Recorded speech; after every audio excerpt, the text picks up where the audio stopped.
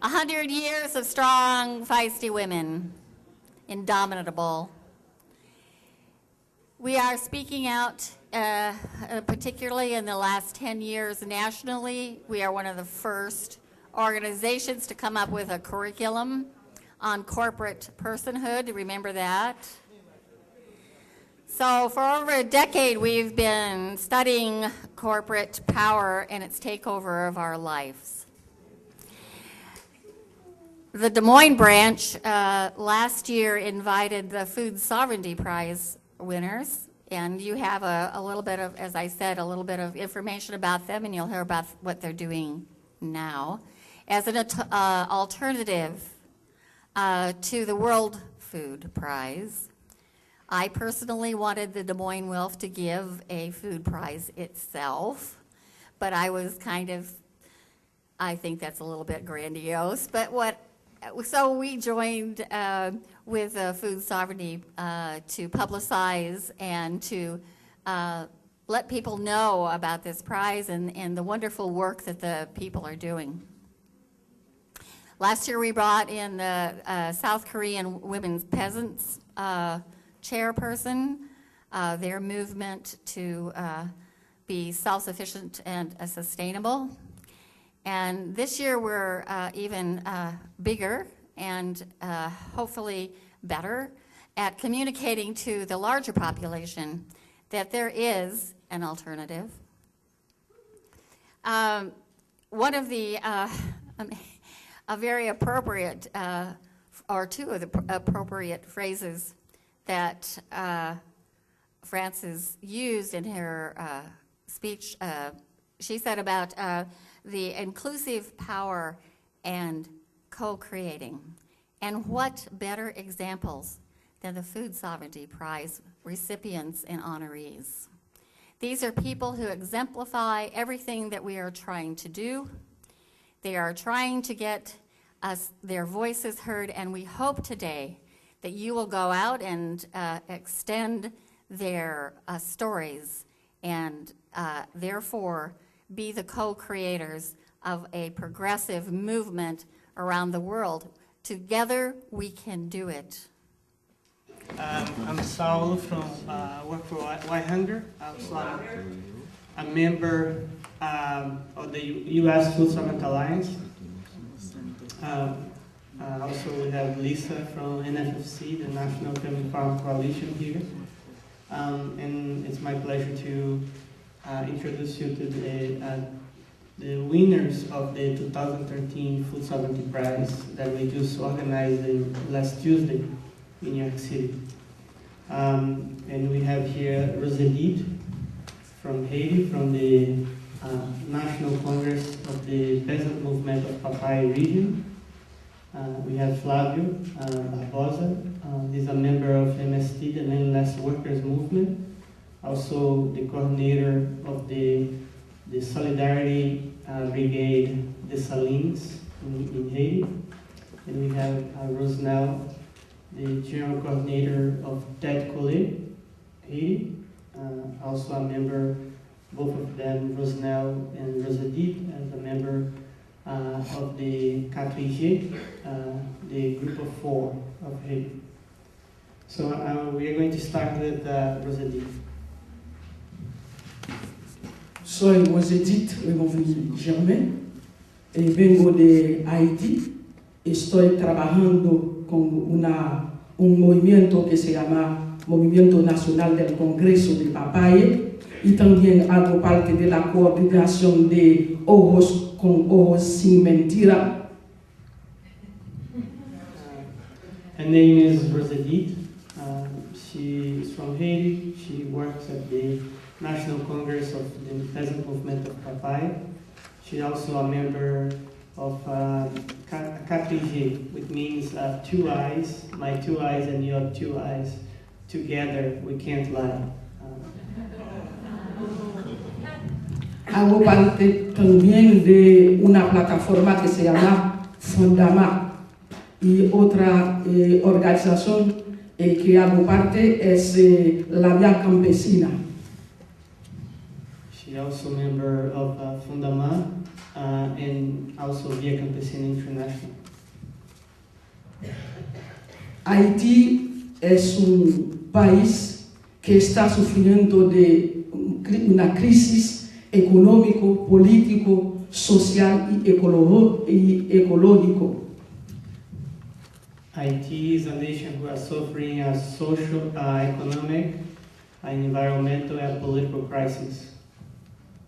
Haití tiene 87% de la población que vive con $2 por día y 54% de la población vive con menos de $1 y 3% de la población tiene 50% de las riquezas del país. Let's see if I can remember all those numbers. So 80% of the population in Haiti lives with less than $2 a day. 57%? 54. 54%. $1. Por $1, menos que $1. 54% lives with less than $1 a day. Y 3% de la población tiene 50% de las riquezas del país. And 3% of the population controls 50% of the wealth in the country. Por eso estamos luchando mucho en esas organizaciones. And that's why we are struggling, working hard in those organizations. Porque Haití es el país, él es el segundo país que tiene más hambre y que sufre, que tiene más pobres y que sufre más hambre. Haiti has the majority of the Haitian population face food insecurity, hunger, and is a nation who are suffering with hunger. Por eso estamos luchando para la soberanía del país, soberanía alimentaria. We are struggling for our sovereignty and our food sovereignty.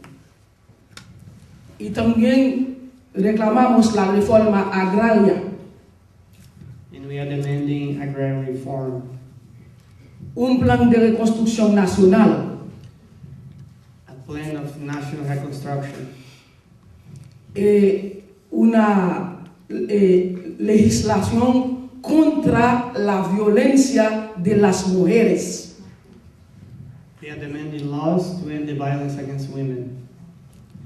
Trabajamos también contra el Monsanto, porque Monsanto está trabajando contra las campesinas, los campesinos de allá. And we are working against Monsanto because Monsanto is against the peasant women, peasants in general in Haiti. Quiere votar la agricultura campesina. And we are defending our peasant agriculture. Es así, estamos trabajando en estos trabajos que vengo de decir. Las mujeres trabajan mucho, participan mucho en este programa. So I want to emphasize that the women are working hard, are present in all those actions. En fin, para combatir esta situación, estamos haciendo calvideo, marcha.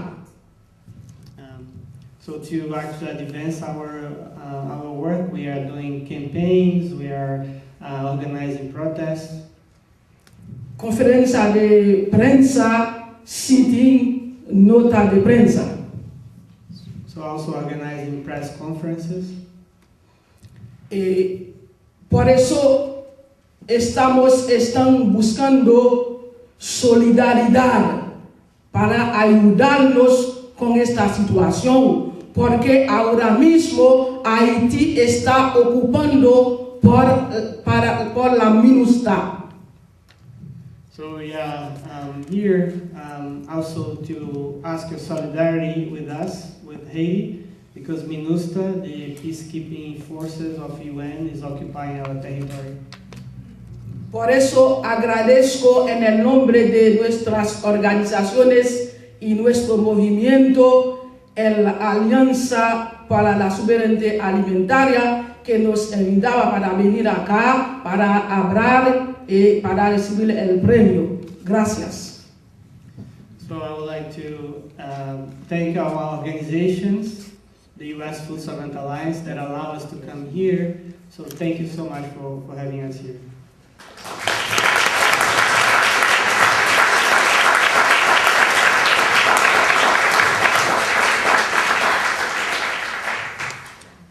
Salut déjà présenté moi.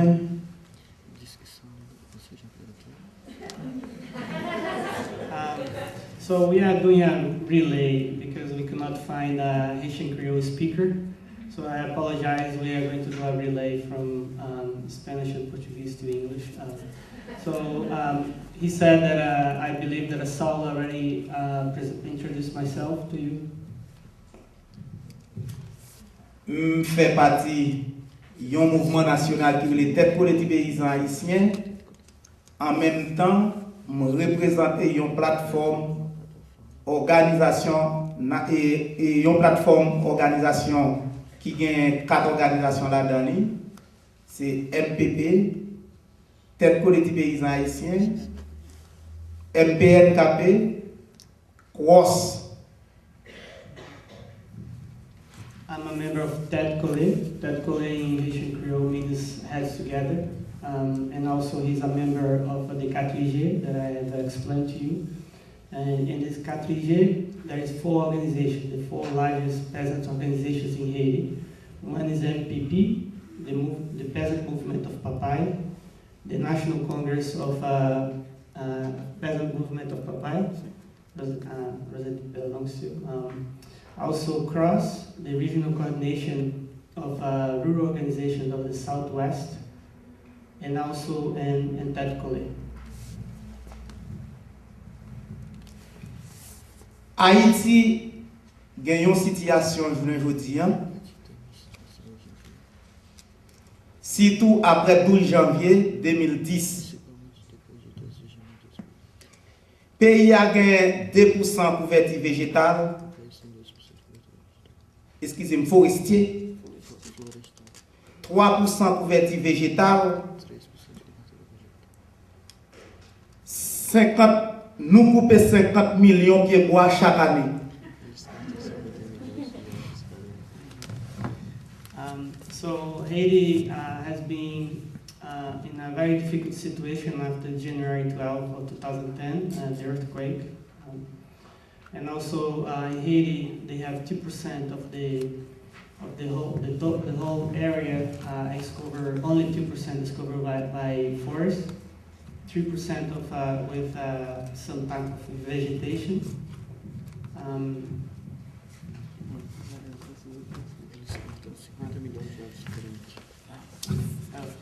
Thank you. And every year, Haitians have to cut 50,000 trees a year for energy consumption. Population a 10 millions, 102 000 personnes qui vivent là-dedans.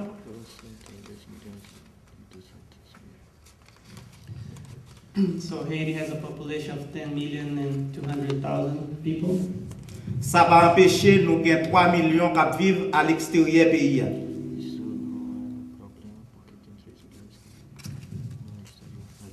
So, but this is not really a problem, the population, because 3 million already lives on someplace else. 52% de population c'est femmes.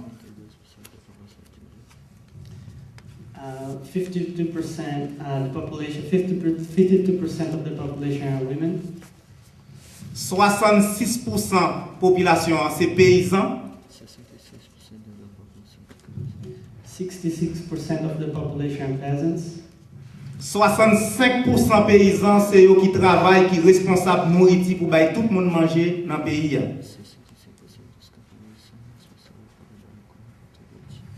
And that population, the 66% 6% of the population are responsible to feed the whole country. Responsabilité famille yo, responsable nourriture dans kay la, li repose sous dos femmes yo, en particulier femmes paysans yo.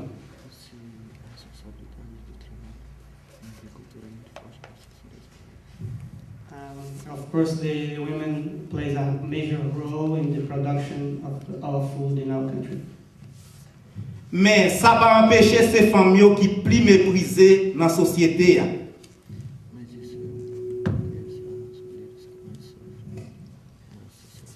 But also, even though they made a larger contribution to feed Haitians, women is still marginalized. Nous importer du riz, surtout après plan néolibéral là, qui était commencé à appliquer époque 70 yo. États-Unis te tué tout cochon créole à partir 80 yo.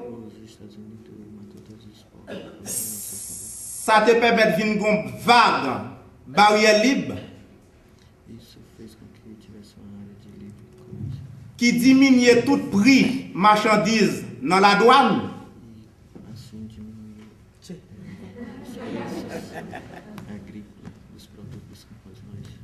So in the 90s, when the neoliberal policies are implemented in Haiti, there was a large dumping of rice from the U.S. in the country, which really destroyed the local agriculture.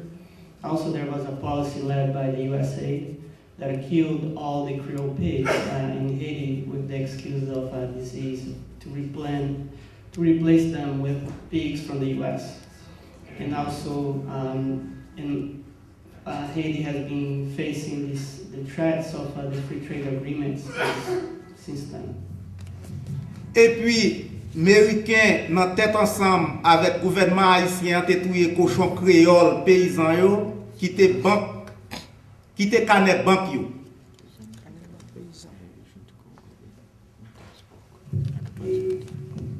So the American government really led the killing, the extinction, the killing of the Creole pigs in Haiti.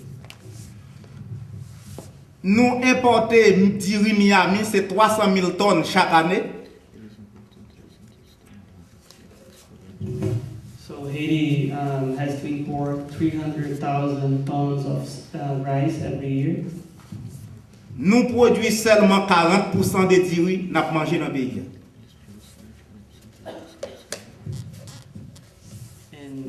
The Haitians produce only 40% of all the rice they consume in the country.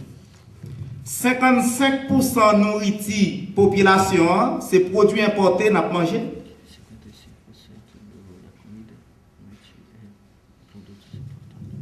So 55% of all the food is consumed in Haiti actually are imported.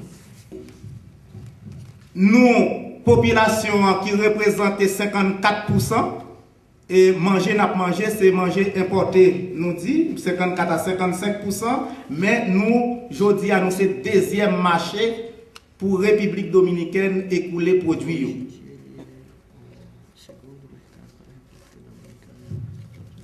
So Haiti became a larger trader, a larger buyer from of food that comes from the Dominican Republic. Après 12 janvier 2010, Haïti te recevoir un cadeau poison dans même Monsanto. So in 2010, Haiti received a gift, quote unquote, from Monsanto. C'est 80 000 tonnes maïs OGM. Was 80,000 tons of hybrid and GMO seeds from Monsanto they received in 2010.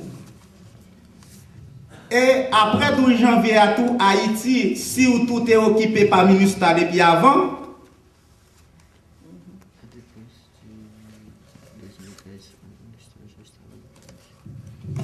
So after 2010, also MINUSTA, the UN corps troops also come to the country, occupy the country. Pi gros chef contingent MINUSTA li sorti dans pays Brésil. So and those troops are now led by Brazil. C'est pour ça nous gagnons une brigade via Campesina International qui sorti dans le pays Brésil. Les arrivés en Haïti qui baptisé notre tête sous nos brigades de Salines. So that's the reason why we have a brigade formed by our brothers and sisters from Brazil. And when they came to Haiti, they named after Jean-Jacques Dessalines. Yo vini en solidarité avec mouvement organisation yo qui dans pays. And they work in solidarity with us, with the peasant movements in Haiti. C'est pour montrer la différence qui gagne entre contingent MINUSTA avec mouvement qui fait partie via Campesina en Haïti et l'autre pays. So it's also to show that how peasants can help each other and what's the best way to help Haitians. Gouvernement haïtien jodi a accaparé toute terre pour faire zone franche. So now there is a strong process led by the Haitian government to take over larger tracts of land. Dans zone grand nord pays in the north of the country, so they want to create zones, areas for implementation of maquilas and agribusinesses. Par exemple, dans zone Caracol, yo prend 250 caotés, yo mette un groupe paysan qui t'a vivre sous terre ça yo, dehors.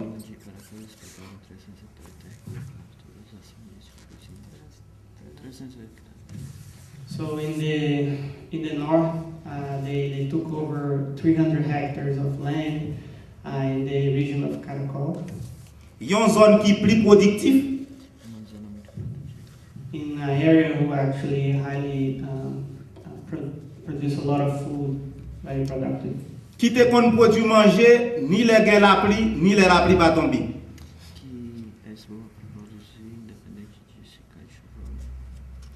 And also is a region that we can produce a lot of food with no matter what was the weather, if rains or not, so they can actually be able to produce food there. Dans même zone ça entre limonade ak tout di nord se prend 1000 hectares pour faire zone franche agricole.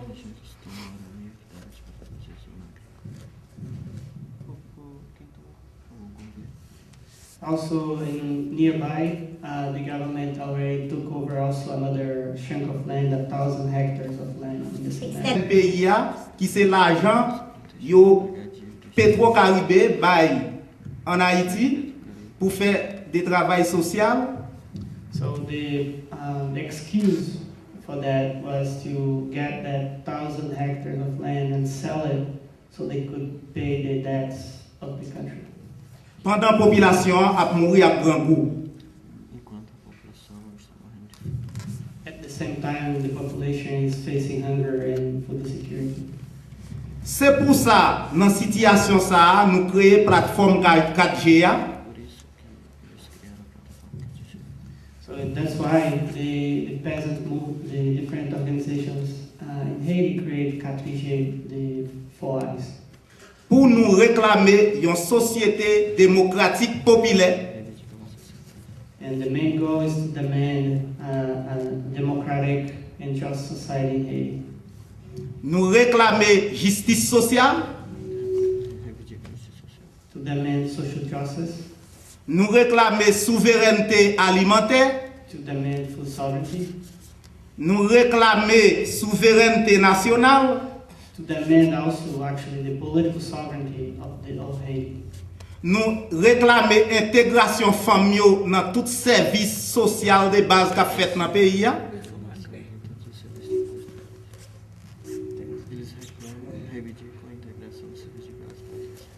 And also access to government services to all families in Haiti, nous réclamons une réforme agraire intégrale to demand integral agrarian reform, because for them agrarian reform are not only land redistribution, parce but que also access to education, healthcare, roads, and so on. Parce que en Haïti, paysans pas gain accès à terre yo, malgré c'est yo qui produit pour bay moun manger.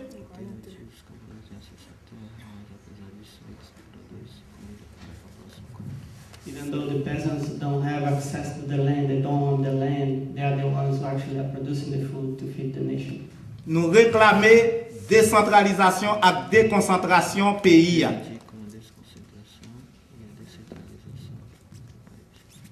So they are demanding the decentralization of the government, the transfer of the power from the central government to the state and municipal government, Pour que tout paysan capable gain accès à services sociaux de base. so this way they believe that all peasants and the communities would have access to land and other government service. Si tout femme yo k'ap mouri, journée jodi a nan accouchement. Principalmente hoje em dia que muitas mulheres morrem nos partos. And we're still facing that women are have a very high rate of death of women during giving birth. Parce que pas gain santé pour yo surtout dans milieu rural là. Porque não tem estrutura de saúde meio rural. Because we lack clinics, healthcare clinics in rural areas to support the women. M'pense m'parle en pile, même quand là me dit merci. Ele pensa que falou muito e ele está parando aqui sem muito. He believes that he talked a lot already, enough, and then he can stop here.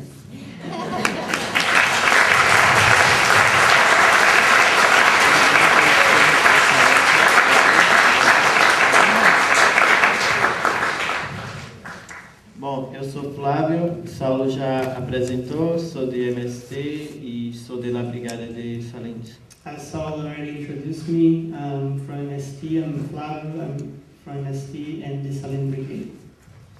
O nosso trabalho militante em Haiti é de cooperação junto com as organizações campesinas. Our work is a work of cooperation with peasant organizations in Haiti.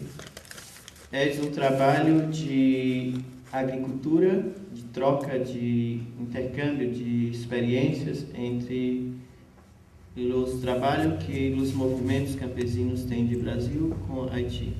We are in Haiti to exchange ideas and practices and lessons that we have to how to improve our agriculture, bringing also our experience from Brazil and learning with the Haitians. Nesse intercâmbio, em 2010, enviamos 78 jovens dos movimentos de Haiti para passar um ano em Brasil e intercambiar experiências em agroecologia em nossas escolas. In addition to the people who came from Brazil to be in Haiti and support the peasants in Haiti, also 78 young people from Haiti went to live in Brazil for 6 months to learn about public education, agroecology, other issues, and how we work in the agrarian reform settlement areas. Temos aprendido várias experiências de agroecologia e temos compartilhado várias experiências de agroecologia, de métodos de reprodução e conservação das sementes. We have learned a lot with each other, both Haitians and Brazilians, around agroecology, around seed saving. E, bom, isso é um pouco das atividades que temos aprendido cotidianamente com os campesinos de Haiti. So those are just some examples of things that we are learning with the Haitians. Mas um pouco da realidade do país quero apresentar agora. So I would just want to touch base in a few issues related to what we have seen in Haiti, what we witnessed in Haiti. Após o terremoto de terra, hoje ainda tem 250 mil famílias em acampamentos sem teto. So after over 3 years of the earthquake in 2010, we still have 250 families living under tents in Haiti. Que os seus alimentos vêm de ajuda humanitária. All the food they consume comes from humanitarian aid agencies. São famílias que não têm nenhum tipo de soberania e formas de trabalho para produzir sua comida. So those families have no sovereignty, has no control on how to actually produce their own food to feed themselves. Enquanto isso, os soldados de MINUSTAH recebem por mês $3.000. And at the same time, the trooper, every soldier member of the MINUSTAH receives a salary, month salary of $3,000. Enquanto um professor de escola pública recebe $120. And at the same time, a school teacher earns $120 a month. E hoje em Haiti não há clima de inseguridade social, de instabilidade política. And today in Haiti, we don't have political turmoil, we don't have a crisis in Haiti. Pensamos que MINUSTAH precisa sair de Haiti e a ONU passar a ter uma iniciativa de investir nos setores mais necessários para desenvolver o país. We believe that the UN troops has to leave Haiti, and actually the UN should invest that money in social services for the Haitians. Haiti não precisa de armas, precisa de alimentos, precisa de educação e de saúde. Haiti doesn't need weapons, doesn't need military. Haiti needs education, food, and healthcare. Thank you.